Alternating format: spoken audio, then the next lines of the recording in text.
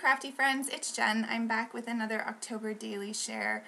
This is a greeting card background that I'm including, and I'm doing a spread of some unexpected happy mail I received from a friend overseas. So there's a bit of a story behind this. She sent me these gorgeous, gorgeous gray cashmere fingerless gloves. And she said she'd been looking for a pair for me ever since she had moved overseas and finally found these cuties, as she said, or beauties maybe. So it absolutely made my day, and I wanted to include it in my October daily. So I'm just using a bit of tissue paper that she wrapped the gloves in as kind of a background, and I'm not very good at scrunching and figuring out how to do this, so I played around with it a bit and cut a lot of it out of the video. But she also included a really sweet greeting card that had a leaf in it. It was the first leaf that she had found of the fall season, and I thought that was so cool to kind of remember in my December daily, so I took a picture of the card. So I'm just working here to kind of get it to look like I didn't scrunch it, like it just naturally kind of is on the page, but yeah, I don't know how well that worked out. Anyways, I thought it was kind of a fun way to include the packaging because I do have a picture of it there. So I journaled off camera because I wanted to write quite a bit about this amazing little package. So I thought this card was perfect for this spread. So I think it's kind of funny because Serena B's been talking about how she's been having trouble working in pocket pages. It's been a challenge for her.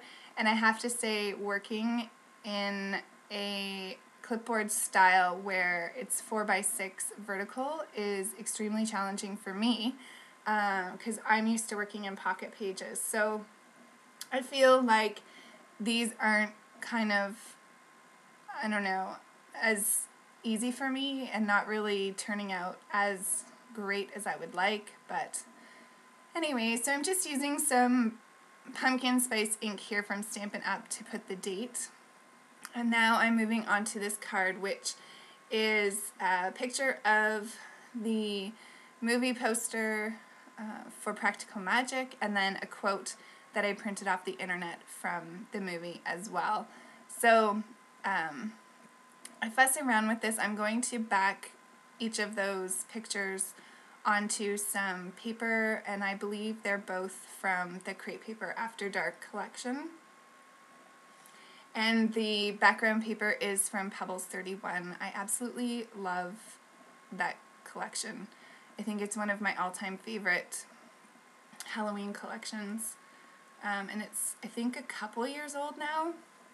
So you'll see me journal here in a bit, and I just talked about how this was the first movie to start off the Halloween season of movie watching, and it was funny because I actually fell asleep twice trying to watch this movie because I was watching it late at night after some busy days. So here's where I'm kind of having trouble with placement. I'm trying to find some ephemera here to include, but I'm finding it really challenging to work with these two pictures on a vertical 4x6. So you see how there's like the empty spaces on the bottom left-hand corner and the top right-hand corner. And I'm also trying to place this so you can't see some of the words. So it's actually a picture from a DVD cover, and in the bottom left of the picture it does say DVD, and then there's some writing on the bottom right of the Practical Magic picture, which I'm trying to cover up. Those bats were from an old like 12x12 strip, I think K & Company, that I got years ago, and I just had the two left, so I wanted to use them up this year. And then I'm just using that back label is from my EK Success label punch that I'm trying to use throughout the mini album. So when I put this down, because I'm trying to cover the words, I feel like there's way too much space left on the right hand side, which kind of annoys me. So I'm going to fill it with, this is like from the same K&Company package of 12 by 12 border strips. So I'm going to put these pumpkins, don't love it, but that's okay. And just going to cut that down and then adhere all of those things on. So yeah, so I've been watching some movies. I watched The Nightmare Before Christmas for the first time. I also watched The Strangers, which Sabrina Ann had done a page on in her October Daily. That was pretty spooky. And what else? I can't remember at the moment, but you'll probably see them in upcoming pages. So I'm going to get these bats on, and I really wish there had been 3 to kind of equal out the page with rules of thirds, but I only had the 2, so I just went with it. And then what else do I do here? I end up putting some of these orange rhinestones, which were just from the dollar spot at Michael's a while ago. And then I'm going to flip this over. And so this is following one of Serena B's prompts, the crafty prompt. And I had been playing around with this new stamp set from Sweet Stamp Shop. It's so funny. It's called Apples.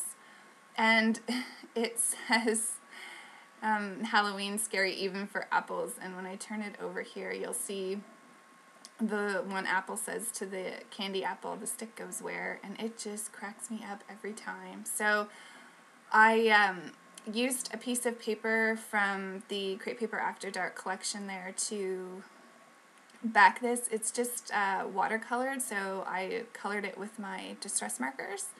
And I was going to actually use that for a card, like the background sheet, but didn't end up using it, so I thought I would just use it as a background paper in my October Daily. So there's some journaling about that stamp, and then again one of the little labels from the EK Success label punch, and that card is done. So I'm just going to put these in my album now and show you. There's some still pictures at the end so you can see some close-ups. Thanks everybody for watching. I hope you're enjoying the series, and I will see you all soon. Halloween is coming, so very exciting. Bye!